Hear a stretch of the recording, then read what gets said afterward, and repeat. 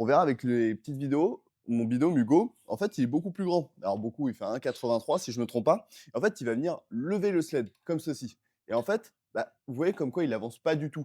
Et le fait de le mettre dans le sol, au-delà du tapis qui ralentit déjà pas mal, c'est-à-dire que toute la force en fait est mise dans le sol, donc ça ne sert à rien.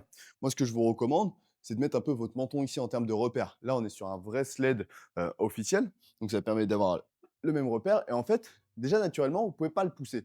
C'est-à-dire que vous cherchez trop bas, vous cherchez à le soulever. Non, non, enroulez votre bras autour. Alors, cherchez la meilleure disposition. À savoir, vous allez avoir des petites marques, hein, c'est tout à fait normal avec le poids. Mais en fait, ce qu'on va venir faire directement, c'est enrouler, voilà, bien attraper, voire gripper. Et en fait, ce qu'il faut, c'est le premier pas le plus important. Alors là, vous voyez, l'écartement de mes jambes, je vais chercher loin derrière. Mais en vrai, pour démarrer le sled, c'est le plus important, c'est ça qui fatigue le plus.